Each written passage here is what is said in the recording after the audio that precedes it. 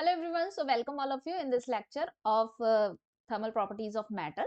So आज का lecture हम बहुत ज्यादा लंबा नहीं होने वाला है, छोटा सा रहने वाला है, जिसमें हम फर्स्ट वाला जो पार्ट था हमारा यानी कि थर्मल एक्सपेंशन जो हमने पढ़ा था, तो थर्मल एक्सपेंशन के कुछ केसेस थे जो कि रह गए थे मुझे कराने के लिए, तो उस वाले लेक्चर में इसीलिए मैं इसमें करा रही हूँ उन केसेस को। 2-3 केसेस हैं और उस पर बेस्ड हम क्वेश्चंस करेंगे। ओके गाइस, तो शुरू करते हैं अपने लेक्चर को।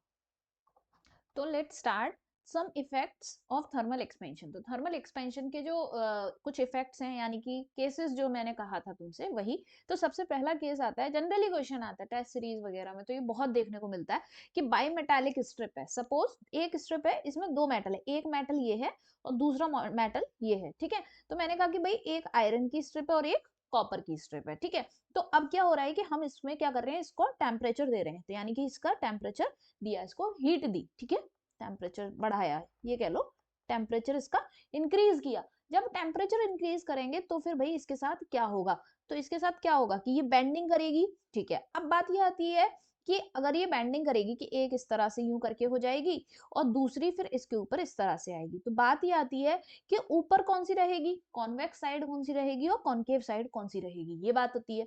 अब तुम देखो ये वाली क्या है, ये कॉन्वेक्स साइड है ना, ये वाली जो ऊपर वाली है ये इसके कॉन्वेक्स साइड है और ये नीचे वाली कॉन्केव साइड है, यानी कि ये कह लो कि ये वाली जो स्ट्रिप थी नीचे वाली, इसने कम एक्सपेंड किया है ना, और ऊपर वाली स्ट्रिप ने ज्यादा एक्सपेंड किया है, दिख रहा है ना, ऊपर वाली स्ट्रिप ने ज्यादा एक्सपेंड किया है। तो ज्यादा एक्सपेंड कौन करेगा, वही देखो अभी स्टार्टिंग में तो दोनों की ही लेंथ बराबर है, दोनों की लेंथ बराबर है, लेकिन सेम टेम्परेचर जो इंक्रीमेंट आ रहा है, इंक्रीमेंट ऑफ टेम्परेचर है, मैंने कहा कि 10 डिग्री से बढ़ाया 20 डिग्री से बढ़ाया, तो दोनों का ही टेम्परेचर बराबर बढ़ा है, ठीक है।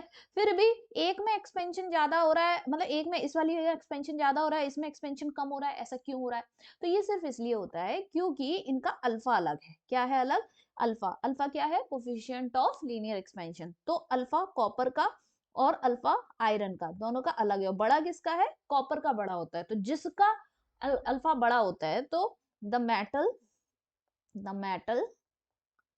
having higher value of alpha will show more expansion, ठीक है, more expansion. So the या फिर अभी पहले बनाती हूँ, फिगर बनाती हूँ, उसके बाद तुम्हें पता चलेगा। तो अभी अगर इसको देखो तो किस तरीके से हो जाएगा ये फिगर, कुछ इस तरह से मैंने कहा कि भाई ये हमारी ये आयरन वाली रॉड अरेंज हो गई और इसके ऊपर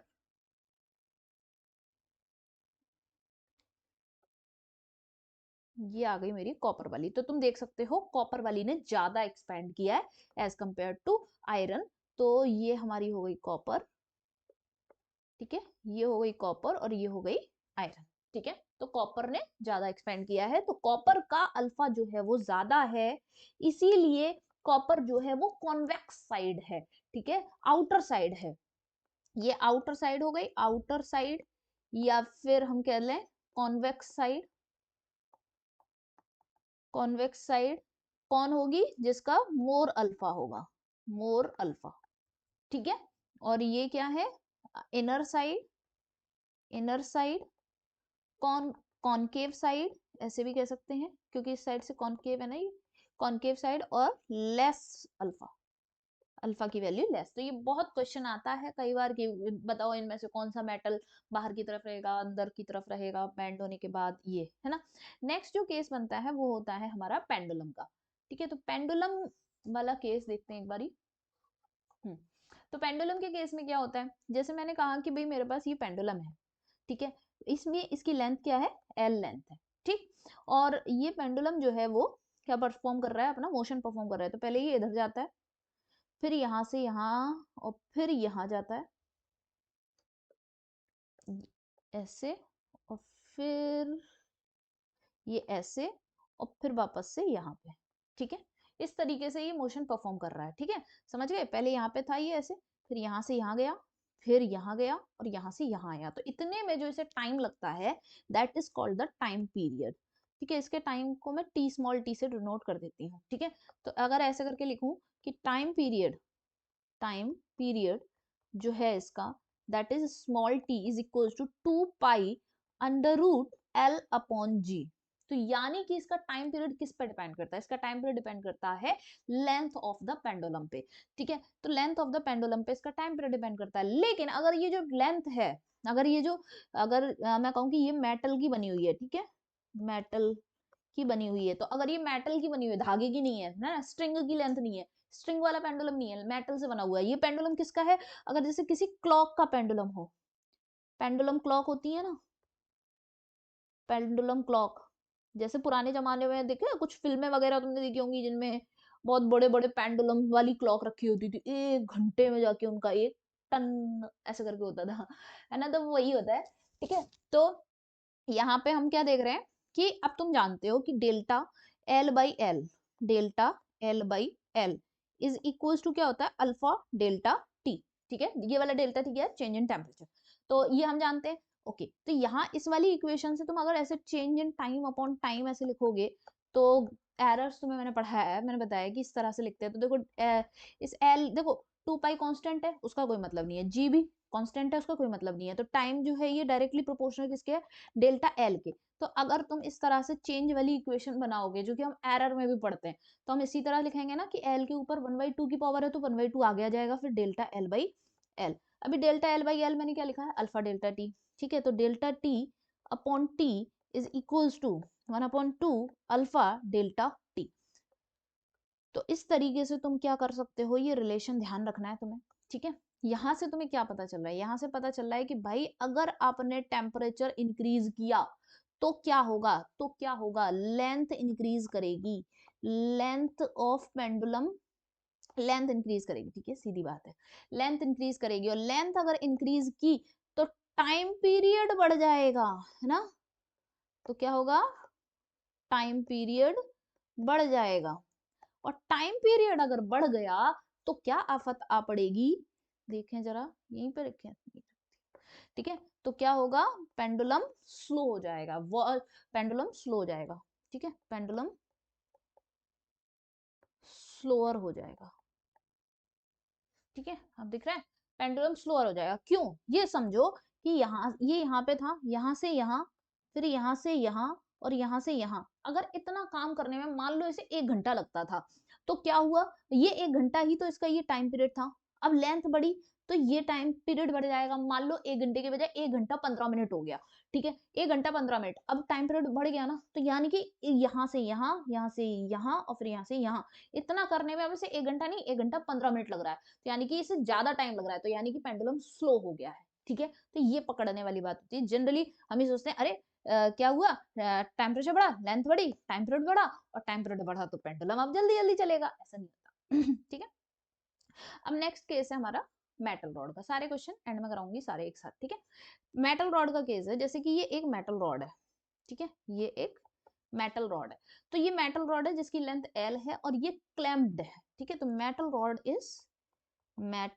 rod is clamped between between two rigid surfaces, ठीक है, बिटवीन टू रिजिड सरफेसेस, दो रिजिड सरफेसेस के बीच में ये जो मेटल रॉड है वो क्लैम्प्ड है, एल लेंथ है। अब क्या हो रहा है कि अब क्या कर रहे हैं कि हमने टेम्परेचर इंक्रीज किया, तो because of the due to increase of temperature length change होगी, ठीक है, लेंथ चेंज होगी, लेंथ विल इंक्रीज, ठीक है, length will due to increase of temperature length will increase, length increase करने की वजह से अब क्या होगा कि ये जो रॉड है वो इन रिजिड सरफेसेस पे फोर्स लगाएगी, तो हमें ये पता करना है कि आखिर कितना फोर्स लगाएगी। तो ऐसे देखते हैं, ऐसे लिखती हूँ कि due to change of temperature, change of temperature, due to change of temperature, rod will exert pressure force, exactly word में प्रेशर ही लिखती हूँ, ठीक है, प्रेशर लिखते हैं, प्रेशर, एक्सर्ट प्रेशर लगाएगी, ठीक है। अब अगर तुम कहोगे कि अब हमें तो फोर्स निकालना है, फोर्स को देखो कैसे लिख लेंगे, 1 मिनट, ठीक है। प्रेशर जो कि क्या होता है, फोर्स अपॉन एरिया, ठीक है। Pressure on the rigid surfaces, rigid surfaces, ठीक है।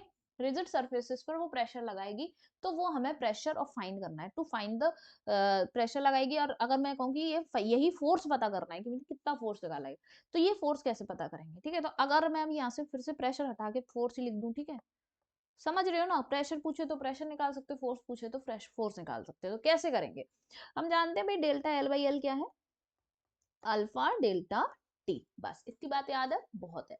तुम्हें एक बात और याद होगी, तुम्हें पता हो कि यंग्स मॉड्यूलस, अब लेंथ है, मेटल की रॉड है ना, सॉलिड चीजों के लिए जब भी स्ट्रेस अपॉन स्ट्रेन वाला जो हम पढ़ते हैं, ये प्रॉपर्टीज ऑफ मैटर, जैसे हम ये थर्मल प्रॉपर्टीज ऑफ मैटर पढ़ रहे हैं, ऐसे ही मैकेनिकल प्रॉपर्टीज ऑफ सॉलिड्स वाले चैप्टर में पढ़ते हैं, इलास्टिसिटी वाला जो रहता है, ठीक है, उसमें हम पढ़ते हैं ना कि स्ट्रेस अपॉन स्ट्रेन, ठीक है, क्या पढ़ते हैं, स्ट्रेस अपॉन स्ट्रेन।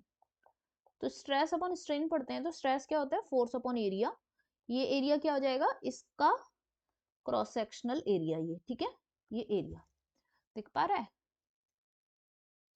ये क्रॉस सेक्शनल एरिया, ठीक है, ये क्रॉस सेक्शनल एरिया हो जाएगा, force upon area, then strain, change in length upon original length, ठीक है। तो change in length upon original length की जगह मैं क्या रख सकती हूँ, अल्फा डेल्टा टी, तो एफ अपॉन ए अपॉन ये अल्फा डेल्टा टी, मुझे क्या चाहिए, एफ चाहिए, तो F upon A will be equals to Y alpha delta T, so finally f is equals to y a alpha delta T, ठीक है। तो दिस इज द फॉर्मूला जो तुम्हें ध्यान रखना है कि कितना फोर्स एक्सर्ट होगा। अगर टेम्परेचर बढ़ेगा तो लेंथ बढ़ेगी, तो फोर्स इधर की तरफ लगेगा, अगर टेम्परेचर कम करोगे तो लेंथ कम होगी, तो फोर्स ये इस तरह से लगेगा, क्योंकि ये फिर अपने आप को ऐसे करके खींचने की कोशिश करेगी, ठीक है। तो अभी क्वेश्चन करेंगे तो समझ में आएगा तुम्हें, ठीक, चलो क्वेश्चन करते हैं। क्वेश्चन क्या नंबर 1 कह रहा है मेरा कि एक क्लॉक है, ठीक है, एक घड़ी है, which keeps correct time at 20 degree Celsius, ठीक है, 20 डिग्री सेल्सियस पे सही टाइम देती है, उसे ले जाया जाता है 40 डिग्री सेल्सियस पे। इफ द लीनियर कोफिशिएंट, मतलब अल्फा की वैल्यू ये दे रखी है, डिटरमाइन द गेन और loss in the time period, कितना टाइम पीरियड में बढ़ेगा या कम होगा वो बताना है। तो कम होगा या बढ़ेगा ये बात कैसे बता सकते हैं, बताओ कौन बताएगा। देखो टेम्परेचर बढ़ा है, टेम्परेचर बढ़ा है ना, 20 से 40 हुआ है तो टेम्परेचर बढ़ा है, टेम्परेचर बढ़ने से क्या होगा, लेंथ बढ़ेगी, ठीक है, लेंथ बढ़ेगी, लेंथ के बढ़ने से क्या होगा, टाइम पीरियड बढ़ेगा, लेंथ के बढ़ने से टाइम पीरियड इंक्रीज करेगा, टाइम पीरियड के इंक्रीज करने से क्या होगा, लॉस ऑफ टाइम आएगा, लॉस ऑफ टाइम, ठीक है, स्लो हो जाएगी ना, तो लॉस ऑफ टाइम होगा। तो पहली बात तो ये होगा, ये नहीं होगा, ठीक है। सॉरी, मैं यहाँ पे मैंने यहाँ पे ऐसा बोला, एक्चुअली हमें गेन ऑफ टाइम लिखना चाहिए, टाइम बढ़ जाएगा ना तो गेन ऑफ टाइम, ठीक है, इसको फिर से हटा देते, ठीक है, ओके। देन कैलकुलेट करते हैं, तो मुझे बोल रहा है कि गेन ऑफ टाइम यानी कि डेल्टा टी, चेंज इंक्रीमेंट जो चेंज आया है टेम्परेचर का, मुझे वो फाइंड करना है। चलो जाके जल्दी से फटाक से फॉर्मूला देख लेते हैं अपना, delta T will be equal to 1/2 alpha delta T, और ये वाला टाइम इधर चला जाएगा, ठीक है। तो इसी इक्वेशन को मैं लिख लूँ, मैं इसको यहाँ पे अब टाइम के लिए स्मॉल टी रखती हूँ, ठीक है, ये फाइंड करना है। तो delta small T is equal to alpha delta T और फिर ये स्मॉल टी, ठीक है, और 1/2, बस तुम्हें फॉर्मूला याद है तो आंसर वैल्यूज लगा दो बस। Delta T is equal to 1/2, alpha की value 12 into 10⁻⁻6 into delta change in temperature 20 degree से 40 डिग्री हो गया, तो 20 का चेंज आया है, ठीक है। टाइम, पहले टाइम क्या था, तो पहले, अब ऑब्वियसली हम एक दिन के हिसाब से देखते हैं कि एक दिन का, तो अगर मैं ये टाइम डेज में निकाल रही हूँ या किस में निकाल रही हूँ, ये भी मैटर करता है, ठीक है। जनरली क्वेश्चन में दे रखा होता है, इसमें नहीं दिया है, हो सकता है कि तुम्हें पहले बोल दे कि इनिशियली टाइम जो था वो मतलब 1 आवर का दे रहा है या क्या, मैं लेट से कि मैं रख लेती हूँ यहाँ पर 1 डे, ठीक है, 1 क्या माना है, अगर मैंने यहाँ पे ये वाला टाइम दिन रखा है तो ये चेंज इन टाइम जो आएगा वो दिन के हिसाब से आएगा, ठीक है।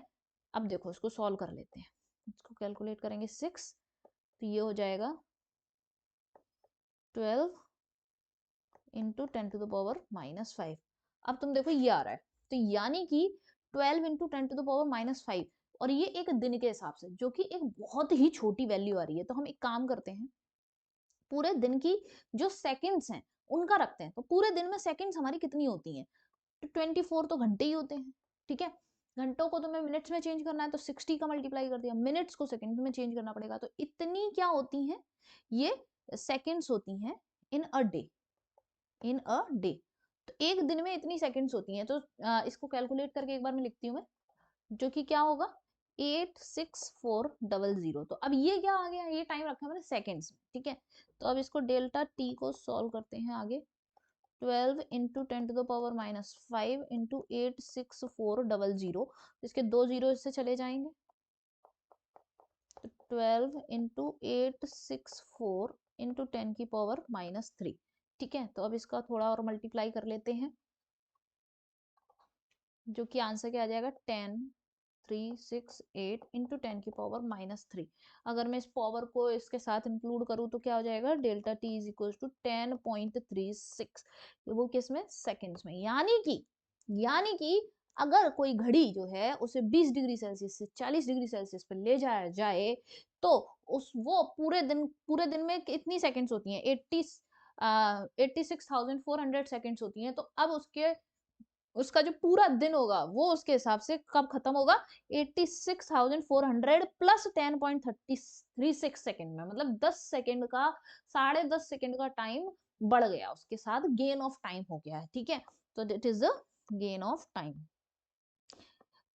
मतलब समझ रहे हो इस बात का, इसका का मतलब यह है कि अगर पूरा दिन उसके घड़ी के हिसाब से 86,400 सेकंड्स में खत्म हो जाता था, लेकिन अब कितने में खत्म होगा, 86,410.36 सेकंड में खत्म होगा पूरे दिन। नेक्स्ट क्वेश्चन देखते हैं, देखो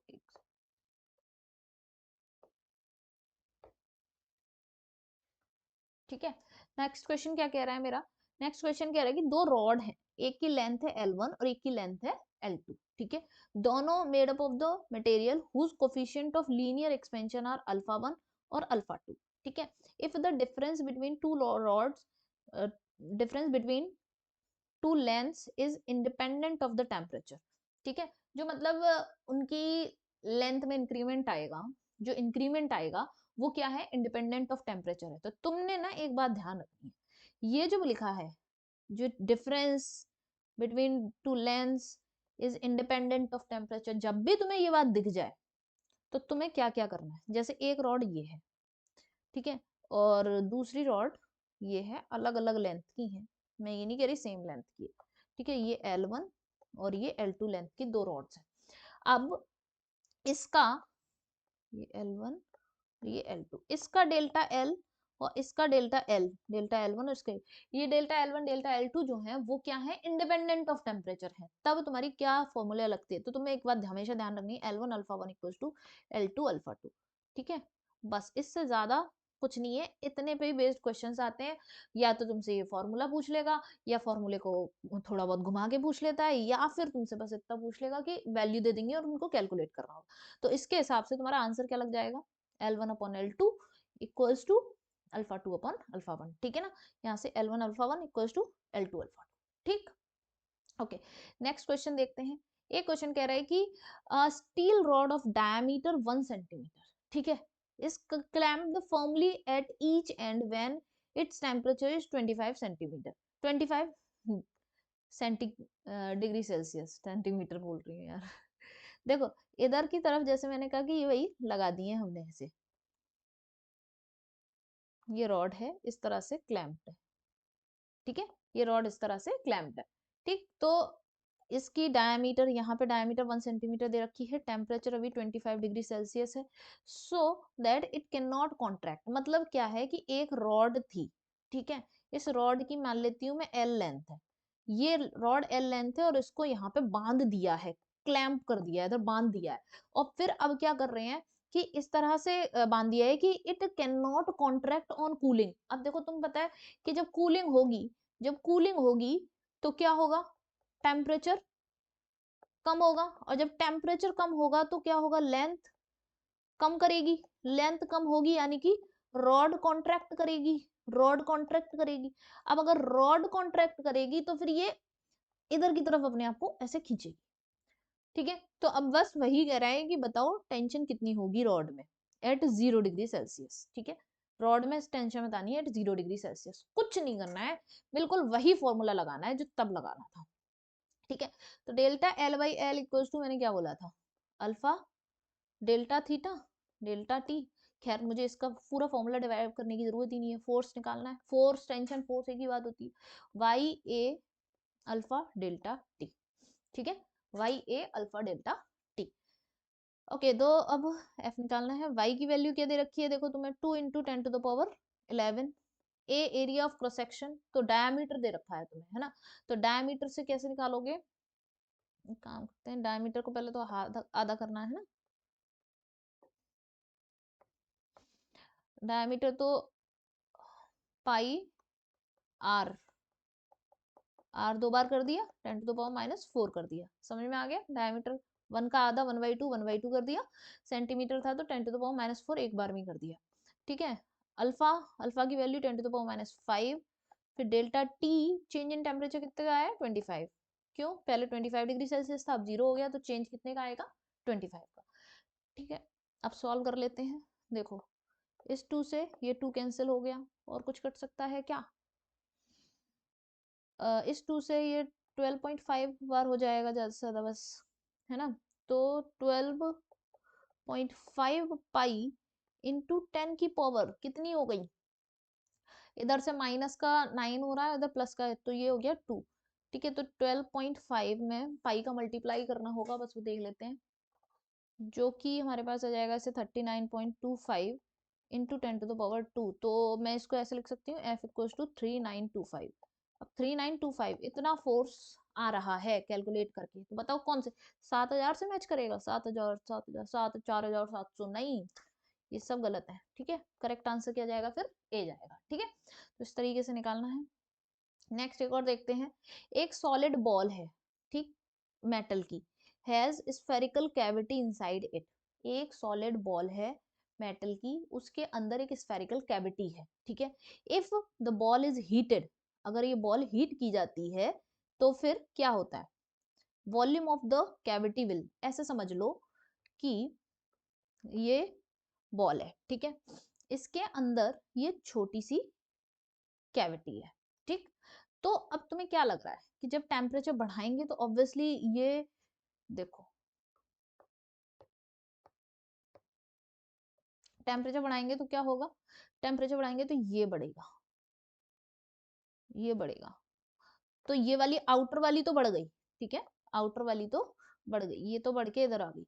अब इसका क्या होगा, ये जो कैविटी थी, this is the cavity, this is cavity, इस कैविटी के साथ क्या होगा, ये कैविटी छोटी होगी या बड़ी होगी, क्योंकि ये इधर से एक्सपेंड कर रहा है, ये इधर से एक्सपेंड कर रहा है, तो ये भी, ये क्या होगा, ये इतनी जगह ये भर जाएगी क्या, नहीं, ये पूछ रहा है। तो ये कैविटी जो है वो बढ़ेगी या कम होगी, तो ये ध्यान रखना, ये कैविटी भी बढ़ेगी, क्योंकि ये इधर सब एक्सपेंड कर रहा है, तो ये सब पोर्शन ये बाहर की तरफ वैसे ही एक्सपैंड करेगा, और ये जब एक्सपैंड करेगा तो ये कैविटी भी फिर इस तरह से आ जाएगी, ऐसे बना देती हूँ, ठीक है।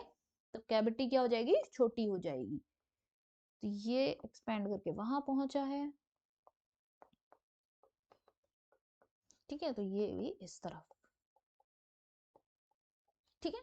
तो कैविटी क्या हो जाएगी, छोटी, मतलब sorry, volume of the cavity, मैंने उल्टा बोला, 1 मिनट, मैं तब फिगर बना रही थी, एक्चुअली दैट टाइम मैं सही बोल रही थी, ऐसे दोबारा से समझते हैं, देखो यहाँ पर हमने कहा कि हमारे पास ये कैविटी है, ठीक है,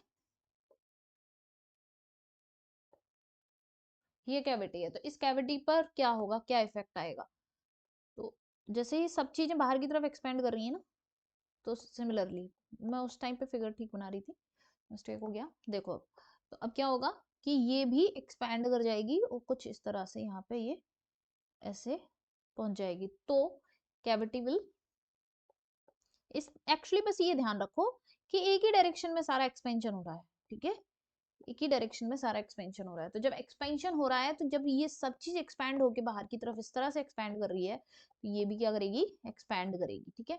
इस तरह से एक्सपेंड करेगी तो कैविटी इंक्रीज कर जाएगी, कैविटी का साइज, ठीक है। तो हम आंसर क्या लगा देंगे, ए। नेक्स्ट क्वेश्चन एक और देख लेते हैं। एक बीकर है, वो कंप्लीटली फिल्ड है वाटर से एट 4 डिग्री सेल्सियस, ठीक है।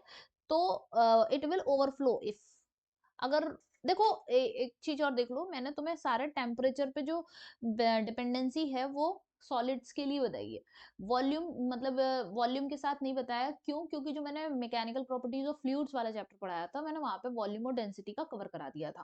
तो अगर तुमने नहीं देखा है तो वो टेम्परेचर का वॉल्यूम और डेंसिटी के साथ जो रिलेशन है वो मैंने मैकेनिकल प्रॉपर्टीज ऑफ फ्लूइड्स में कवर कराया, उसमें देख लेना, ठीक है। अब देखो इस वाले क्वेश्चन में क्या है कि बोल रहा है कि बीकर जो है वो कंप्लीटली फिल्ड है, बीकर कंप्लीटली फिल्ड है, ऐसे ये बीकर है और इस बीकर में ऊपर तक पानी है, ऊपर तक पानी है, कब कब तक, 4 डिग्री सेल्सियस पे, ठीक है। 4 डिग्री सेल्सियस पे क्या होता है ऐसा खास, at 4 degree Celsius, at 4 degree Celsius, at 4 degree Celsius क्या होता है, डेंसिटी ऑफ वाटर मैक्सिमम होती है, डेंसिटी ऑफ वाटर मैक्सिमम होती है। मैक्सिमम होने से क्या फायदा है, मैक्सिमम होने से ये फायदा है कि अब अगर आप टेम्परेचर बढ़ाओ और टेम्परेचर घटाओ, दोनों ही केस में डेंसिटी डिक्रीज करेगी, ठीक है। डेंसिटी क्या करेगी, डिक्रीज करेगी। अब डेंसिटी अगर डिक्रीज करेगी तो क्या होगा, वॉल्यूम बढ़ेगा। तो दोनों ही केसेस में क्या होगा, ओवर, ये बोल रहे हैं ना कि इट विल ओवरफ्लो, ये कब ओवरफ्लो करेगा, यस तुम चाहे गर्म कर दो चाहे ठंडा कर दो तब भी, तो इसलिए बोथ हीटेड और कूल्ड अबव और बिलो द 4 डिग्री सेल्सियस। तो 4 डिग्री सेल्सियस से तुम चाहे गर्म करो, मतलब टेम्परेचर बढ़ा के 5-6 डिग्री कर दो, कुछ भी कर दो, या फिर कम कर दो 1 डिग्री 2 डिग्री 3 डिग्री ऐसे कर दो, तब भी क्या होगा, डेंसिटी कम होगी और वॉल्यूम बढ़ेगा, और वॉल्यूम बढ़ेगा तो ओवरफ्लो हो जाएगा, ठीक है। तो इस वाले लेक्चर में इतना सही है ना, ज्यादा नहीं रखना है। नेक्स्ट वाला जो है उसमें नेक्स्ट टॉपिक कवर करते हैं। Okay guys, till then keep solving the question, share it, like it, leave your comment. Okay, bye bye.